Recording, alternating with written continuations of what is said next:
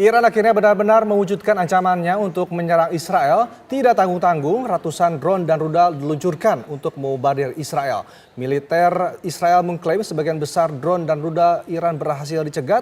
Namun demikian, serangan itu juga menyebabkan kerusakan di fasilitas militer Israel. Iran mengaku serangan ini merupakan pembalasan atas serangan Israel ke konsulat Iran di Suriah yang menewaskan sejumlah pejabat militer Iran, termasuk seorang jenderal senior. Pertanyaannya, mengapa Iran berani menyerang langsung ke daratan Israel dan akan seperti apa ya dampak dari peperangan ini ke depan? Telah bergabung bersama kami Ketua Pusat Studi Air Power Indonesia yang juga mantan Kasau Marsikal Purnawirawan Cepi Hakim, dan juga bergabung di studio pemerhati politik Iran Nasir Tamara. Selamat petang semuanya. Kita mau menuju ke Pak Cepi terlebih dahulu. Pak Cepi, kalau kita melihat konflik antara Iran dan juga Israel ini, kita mungkin melihat dari perspektif bagaimana kekuatan militer dari masing-masing negara ini, Pak Cepi. Ya, baik. Nah, sebelum sampai ke situ, saya perlu cerita dulu mengenai kecanggihan persenjataan, ya, supaya kita tahu latar belakangnya. Setelah Perang Dunia berakhir, ya, dengan dibomnya Hiroshima dan Nagasaki, maka setiap negara seolah-olah ditahan atau di dalam kondisi ceasefire bagi terutama negara-negara yang memiliki bom nuklir atau bom atom. Itu sebabnya tidak ada lagi perang dunia.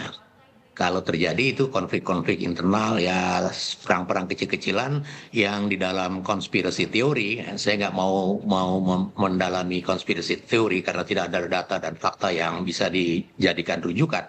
Tetapi itu adalah untuk mempertahankan global military industry. Itu sebabnya konflik tetap terjadi, ya. Tapi sekali lagi itu satu hal. Nah, yang menjadi permasalahan adalah sekarang teknologi sudah memiliki kemampuan senjata yang mass destruction. Jadi tidak ada orang yang akan berani memulai lagi perang dengan mass destruction weapon. Kalau Amerika menyerang Irak dulu, dia tahu karena Irak tidak punya senjata mass destruction. Jadi negara-negara yang tidak punya itu biasanya dengan enteng aja diserang. Ya, tapi kalau negara yang punya, orang itu tidak akan sembarangan diserang. Contohnya misalnya Korea Utara itu tidak akan diserang karena diketahui Korea Utara itu punya, ya, beberapa negara tuh punya kemampuan mass destruction. Dan kemajuan teknologi ini sangat luar biasa, ya. Sebagai contoh saja, ya. Ini bukan konspirasi teori, tapi ada datanya di dalam bukunya Bob Woodward, yaitu Trump in the White House, itu ditulis bahwa ada perjanjian Amerika dengan Korea Selatan, ya, ada special SES program, ada perjanjian, ada top secret agreement antara Amerika dengan Korea Selatan.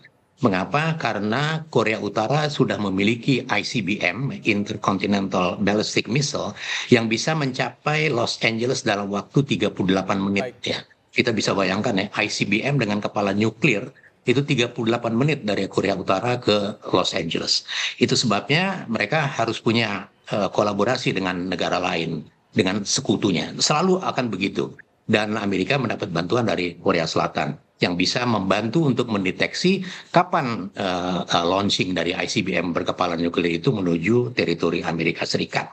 Nah, dari kemajuan teknologi yang seperti itulah makanya kita melihat, ya, bagaimana saling menahan diri para negara-negara yang terlibat konflik. Saya tidak akan berbicara konfliknya, nanti Nasir Tamara akan berbicara banyak tentang konfliknya. Tetapi saya akan berbicara tentang teknologi persenjataannya. Salah satu sistem pertahanan udara baik di dunia itu adalah Israel.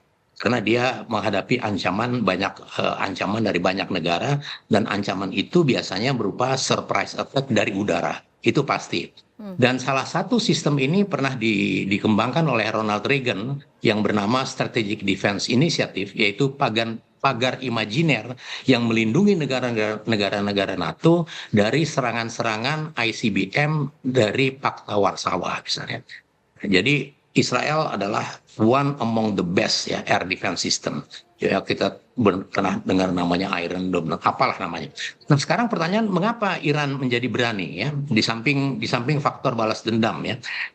Sebuah negara bila memutuskan untuk menyerang, dia sudah dengan penuh kalkulasi, ya, sudah dengan pre-plan yang matang. Dan dari pre-plan yang matang itu kita bisa melihat bahwa bagaimana drone dipergunakan oleh Iran menyerang Israel pada waktu setelah beberapa saat Israel mendapat serangan dari Hamas. Kita ingat beberapa waktu yang lalu, ya. Jadi serangan-serangan itu kalau kita rangkaikan, maka itu adalah merupakan salah satu pengumpulan data bagaimana menembus air defense system yang sangat solid dari yang punya Israel. Itu sebabnya sekali lagi sebagai balas dendam konsulatnya dan sebagainya itu kita abaikan terlebih dahulu. Tetapi kalkulasi dari sekian ratus drone yang dikirim dari Iran menuju selected target di Israel itu sudah memiliki data-data awal sebelumnya. Itu pasti, ya. Nah, jadi kalau orang bertanya mengapa seberani itu, ya ini bukan soal berani atau tidak berani, tetapi ini adalah merupakan pre-plan, kalkulasi yang sudah dihitung sebelumnya. Makanya dia memutuskan untuk menyerang. Dan Iran diketahui, ya, sudah menjadi rahasia umum, dia juga memiliki senjata nuklir. Makanya dia tidak mudah untuk ditaklukkan begitu aja. Dan Iran sebuah negara yang banyak dari kita di Indonesia itu tidak mendapatkan gambaran yang seutuhnya. Bagi para diplomat dan atase militer yang pernah berdinas di Iran, mereka bisa bercerita banyak tentang bagaimana modernisasi Iran berjalan, termasuk persenjataannya. Jadi itu sebabnya sekarang kita saksikan bagaimana Iran sudah berani memutuskan menyerang Israel.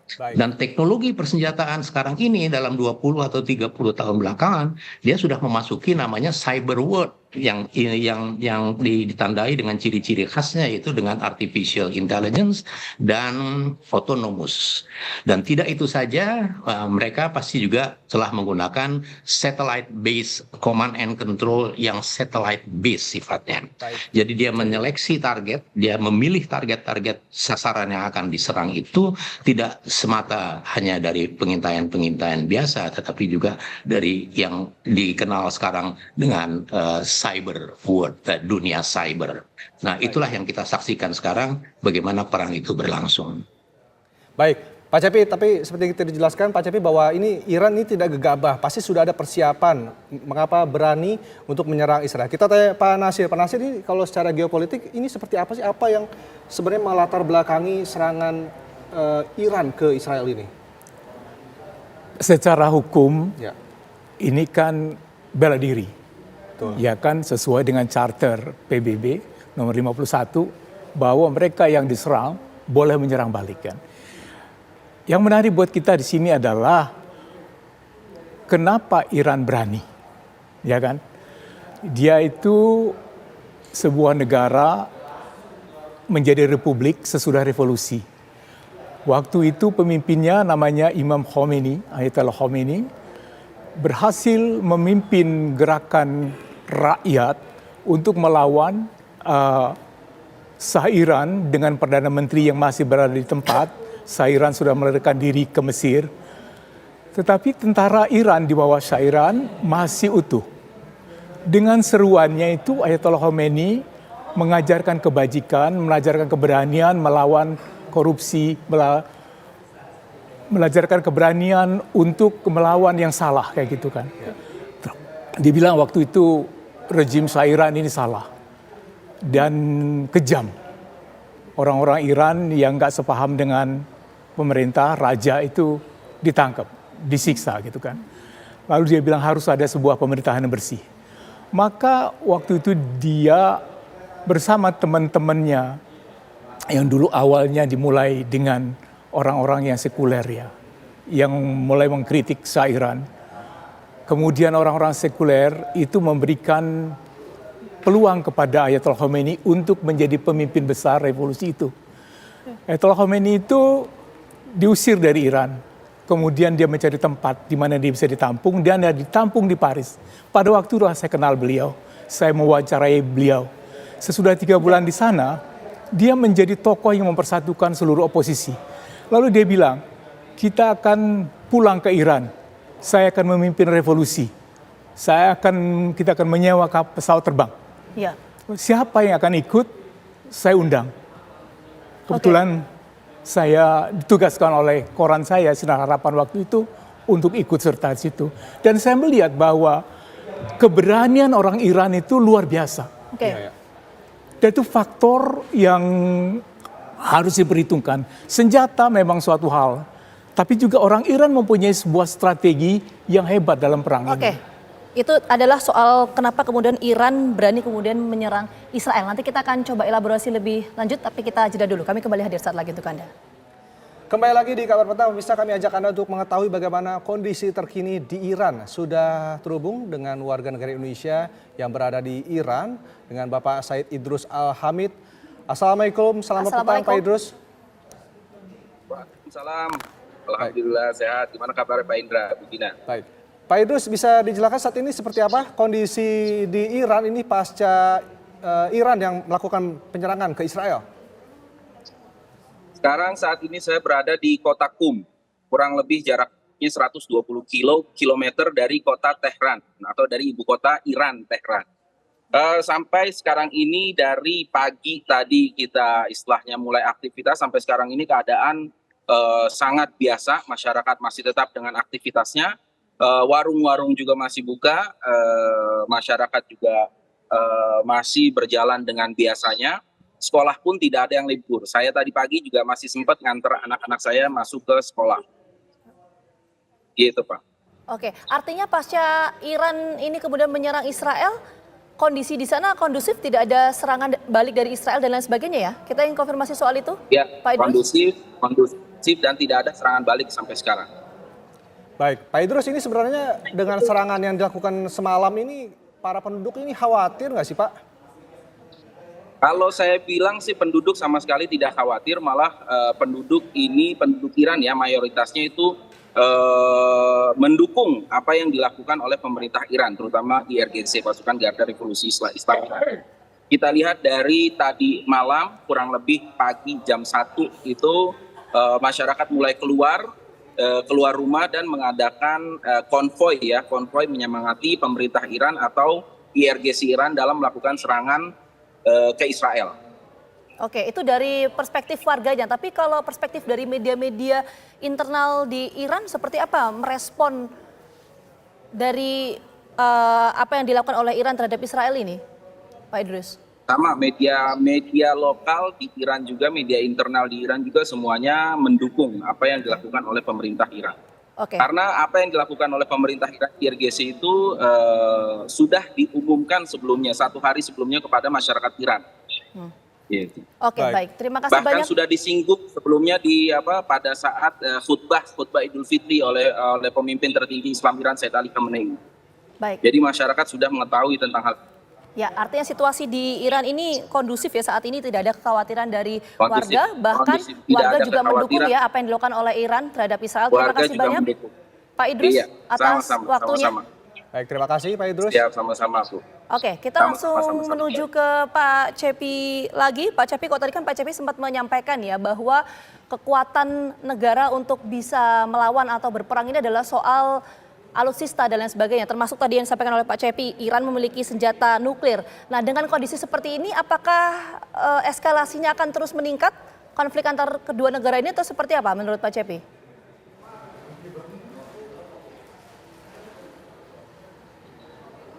Pak Cepi. Boleh di-unmute terlebih dahulu, Pak Cepi? Sorry. Ya, silakan. Jadi kalau ditanya seperti itu, maka ini sulit untuk bisa diprediksi ya. Karena negara yang memiliki senjata pemusnah massal, yang memiliki nuclear power, itu seolah-olah dia punya truth card. Ya. Nah, misalnya ada penjelasan Presiden Amerika terakhir yang mengatakan udahlah Israel jangan balas misalnya ya, itu salah satu pola yang terlihat bagaimana kalau negara memiliki senjata pemusnah massal maka dia tidak mungkin diperlakukan sewenang-wenang karena dia bisa membalas dan itu akan menghancurkan semuanya. Dan itu terjadi sejak Perang Dunia Kedua. Jadi kita melihat kekuatan-kekuatan itu akan terlihat di permukaan siapa negara-negara mana yang mempunyai senjata nuklir dalam kapasitas pemusnah massal ya, mass destruction. Nah, kembali ke Iran dan dengan Israel ini, ya, sekali lagi serangan drone dari Iran itu pasti itu dengan kalkulasi yang perencanaan yang matang. Itu tidak mungkin dilakukan iseng-iseng atau coba-coba, tidak mungkin. Jadi dia sudah membuat suatu perencanaan yang matang dan kalkulasi yang juga matang. Nah, mengenai teknologi kekuatan udara, ya kuncinya serangan-serangan udara itu mengandalkan yang namanya surprise attack, ya surprise attack itu selalu. Ya, misalnya dari waktu Pearl Harbor, waktu 9/11, waktu Hiroshima Nagasaki, semua tuh andalannya surprise. Itu sebabnya maka andalan atau sebaliknya negara-negara yang merasa terancam dia juga harus menggelar namanya total defense ya. Kalau kita ingat kemajuan teknologi persenjataan itu maju sangat masif sekali ketika terjadi perang dingin tahun 47 sampai dengan tahun 1991. Itu perlombaan persenjataan yang sangat ugal-ugalan. Dan itulah kemudian yang membuat peta dunia itu sangat jelas terlihat siapa yang punya senjata yang musnah massal, siapa yang tidak punya. Dan itu yang terjadi. Nah, Israel dengan kondisi negara yang dikelilingi dalam tanda petik musuh-musuhnya, dia selalu berada pada alert one, ya, pada siaga 1. Itu pasti. Di samping menggelar sistem tahanan udara yang mutakhir, yang up to date, dia juga alert one. Itu sebabnya dia tidak mudah untuk diserang. Kalau kita mengikuti pemberitaan beberapa waktu yang lalu, serangan-serangan yang dari Hamas itu bukan main ya, tetapi dengan mudah, dalam tanda petik juga dengan mudah bisa dibendung ya. Akan tetapi kalau kita melihat serangan Iran sekarang ini, kita kemudian melihat rangkaian itu bahwa ternyata serangan-serangan yang dilakukan sebelumnya itu adalah berupa rangkaian data-data yang dikumpulkan untuk melakukan serangan drone ini. Sekali lagi saya cuma melihat dari perspektif teknologi persenjataan digunakan dan kesiapsiagaan sebuah negara menghadapi surprise attack ya. Kalau persoalan politik itu urusannya Nasir Tamara. Nah, kalau kemudian kita dihadapkan bagaimana dong ke depan ini? Sangat tergantung pada negara-negara yang berkoalisi dengan Israel, dalam hal ini tentunya Amerika Serikat memegang kunci. Apakah ini akan menjadi lebih buruk atau akan menjadi lebih baik? Kita melihat ke depan nanti. Tetapi sinyal bahwa Amerika melunak, ya itu sudah terlihat dalam pemberitaan terakhir bahwa Joe Biden meminta Israel jangan langsung menyerang ke Iran. Artinya mereka ingin mencari jalan lain untuk penyelesaian konflik ini. Baik. Pak CP, ini kita masih menunggu apakah ini Amerika responnya akan seperti apa dan apakah benar ini ada Amerika Serikat dan Rusia di belakang dua perang ini kepada Pak Nasir. Namun Pak Nasir saat lagi tetaplah bersama kami di Kabar Petang, jangan kemana-mana.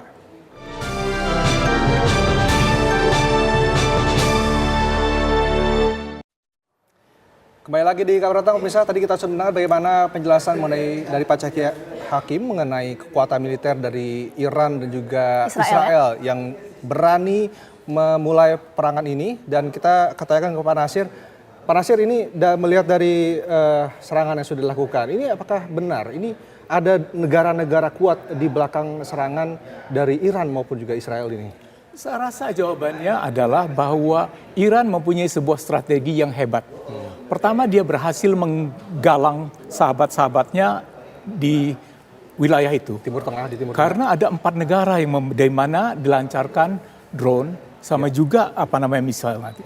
Negara-negara itu adalah Irak, Yaman, Suriah dan Lebanon kan.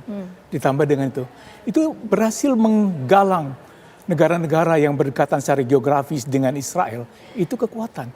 Karena artinya serangan itu adalah serangan regional. Betul. Kemudian bahwa Iran juga berhasil mendapat simpati dari Uni Soviet yang sedang berperang melawan Ukraina yang didukung oleh Amerika Serikat, itu juga kepandaian diplomasi dari Iran. Jadi kalau tidak pandai-pandai, kita akan menuju perang dunia ketiga yang kita tidak bisa bayangkan.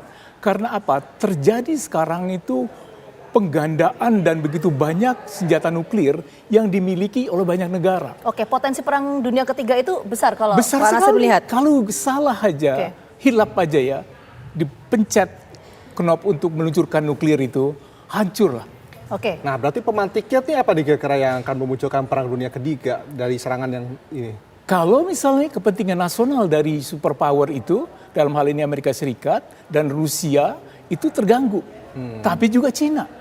Kita belum memasukkan faktor Cina juga bisa ikut. Cina di belakang juga Selama ada ya? ini kan dia dengan Rusia dalam melawan Ukraina kan, Cina. Dan dalam Cina itu membutuhkan minyak. Iran itu adalah supplier dari minyak. Rusia juga supplier dari minyak untuk RRC. Jadi kalau Cina ikut masuk di dalam ini, dan Cina sekarang kan banyak ketegangan juga dengan Amerika Serikat juga soal banyak hal kan, kemudian itu bisa memantik pertahanan. Karena Perang Dunia Pertama itu dimulai dengan sebuah insiden kecil, seorang bangsawan ditembak di Sarajevo kan. Kemudian Perang Dunia Kedua juga begitu. Ya. Jadi apa yang kita akan lakukan di Indonesia apabila terjadi Perang Dunia Ketiga? Kita harus antisipasi, pemerintah harus mempersiapkan Oke, itu menarik Pak Nasir. Tapi singkat Pak, eskalasinya akan tinggi nggak? Kalau tadi kan Pak Cepi menyampaikan bahwa ini menunggu sikap dari Amerika Serikat. Kita tahu Amerika Eskalasinya Serikat akan tinggi, proksi dari panjang. Israel. Kenapa? Karena konflik Timur Tengah itu mulai dari tahun 49 sampai dengan 2014 ketika Israel didirikan sampai sekarang. Oke. Jadi panjang sekali, udah lebih dari 50 tahun. Eskalasinya berpotensi bisa panjang ya. karena di Timur Tengah baik, nggak kita ada tangkap yang poinnya. singkat. Gitu. Ya, kita menuju ke Pak Cepi. Pak Cepi, kalau tadi kan Pak Nasir menyampaikan ya bahwa ini potensi untuk eskalasinya bisa saja berkepanjangan kalau kita melihat konflik dua negara ini. Anda juga melihat seperti itu? Tadi kan Pak Cepi menekankan bahwa ini tergantung dari sikap Amerika Serikat yang merupakan proksi dari Israel. Seperti apa, Pak Cepi? Ya, betul. Jadi eskalasi itu bisa cepat, bisa lambat. Mengapa? Karena dengan kemajuan teknologi, national defense, terutama national air defense, ya kekuatan pertahanan udara nasional sebuah bangsa, itu tidak ada lagi sekarang yang mandiri. Semua itu tergantung dengan kolaborasi negara-negara sahabatnya, negara-negara sekutunya. Kenapa? Karena kemajuan teknologi menuntut seperti itu. Sebagai contoh, ya, sebagai contoh, Korea Utara bisa mengirim nuklir ICBM berkepala nuklir 38 menit dari Korea Utara ke Los Angeles. NORAD, sistem pertahanan udara, sistem pertahanan angkasa luar Amerika, itu baru bisa mendeteksi 15 menit setelah di launch dari Korea Utara. Itu sebabnya dia membutuhkan bantuan Korea Selatan. Korea Selatan bisa memberikan warning 7 detik setelah di launching dari Korea Utara. Ini sebagai gambaran saja bahwa sebuah negara tidak bisa menentukan sendiri. Dia akan berbicara dengan negara-negara mitranya dalam perspektif pertahanan negaranya sendiri. Dan negara-negara yang mempunyai persetujuan, yang punya special access program, yang mempunyai top secret agreement, tentunya juga mempunyai kepentingan-kepentingan sendiri yang menyangkut national interest masing-masing. Itu sebabnya saya katakan ini bisa terjadi eskalasi yang cepat, tapi juga sekaligus bisa juga eskalasi yang melambat, tergantung bagaimana dinamika hubungan antara Iran dengan sekutu-sekutunya dan Israel dengan sekutu-sekutunya. Tadi bagus dikasih peringatan oleh Nasir Tamara bahwa military industry, global military industry sekarang ini ada pendatang baru, yaitu dari Cina. Jadi kalau dulu ada kekuatan Barat dan Timur, sekarang di tengah-tengah itu ada kekuatan Cina, dan ini dipertajam dengan US-China trade war yang juga semacam perang dingin dalam tanda petik yang kemudian memicu perlombaan persenjataan untuk menguasai, untuk mempengaruhi, untuk kekuasaan. Amerika kita lihat dengan mudah ya, setelah Pearl Harbor diserang tahun 41, dia membangun angkatan perangnya ugal-ugalan. Dia membangun angkatan perangnya yang jargonnya adalah global reach, global power. Ya, dia menguasai dunia karena dia kapok dengan surprise attack di Pearl Harbor pada waktu itu. Tapi itu juga dia tidak bisa sendiri, dia harus ada negara-negara yang membantu dia dalam konteks membangun sebuah sistem pertahanan maupun sebuah sistem yang bisa digunakan sebagai program ofensif dalam hal ini. Dan itulah yang terjadi sekarang. Memang kita akan sulit memprediksi bagaimana ke depan antara Iran dan Israel. Baik, tapi Pak salah Cepi, satu kuncinya adalah sikap Amerika bagaimana. ya, salah satu kunci adalah soal sikap Amerika Serikat. Tapi ini menarik juga ya Rendra ya, kalau kita ingin gali apakah kemudian ada negara-negara lain sekutu-sekutu dari Iran dan juga Israel juga turut berperang dalam hal ini ya Rendra ya. Baik. Ini apakah ada kaitannya juga dengan konflik Ukraina dan juga Rusia? Sangat ada terkait semua itu semua. Awalnya ini kan perebutan energi, minyak. Betul. Konflik Timur Tengah itu semuanya sumbernya dari ekonomi, minyak.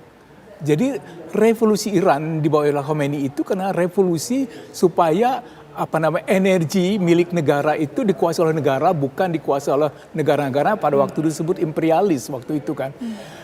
Kekuatannya Iran di sini ya, kekuatan mentalnya udah teruji karena dia perang 10 tahun dengan Irak. Irak waktu didukung oleh Amerika Serikat dan Iran memenangkan perang itu. Kemudian juga dia diboykot. Dia hartanya di frozen, dibekukan, miliaran dolar segala macam. Orangnya nggak boleh belajar di luar negeri segala macam. Tetapi di dalam kesulitan mereka itu bisa belajar gitu ya. Jadi mereka mempunyai sesuatu yang di Indonesia punya juga yang disebut national resilience, ketahanan nasional dari Iran. Dan ini sebuah kunci kemenangan Iran itu adalah gabungan dari penguasaan teknologi, membuat aliansi dengan negara-negara tetangga dan negara-negara Rusia, Tiongkok, dan juga keberaniannya dia untuk menjalankan perang dengan strategi yang tepat. Betul. Kuncinya di situ. Nah, kita sama-sama berharap ya Pak Nasir ini tidak ada eskalasi yang lebih besar lagi dari serangan yang sudah terjadi semalam. Semoga juga tidak ada perang dunia ketiga. Terima kasih Pak Nasir sudah bergabung bersama kami di Petang dan juga ada Pak Cepi. Terima kasih sudah bergabung juga.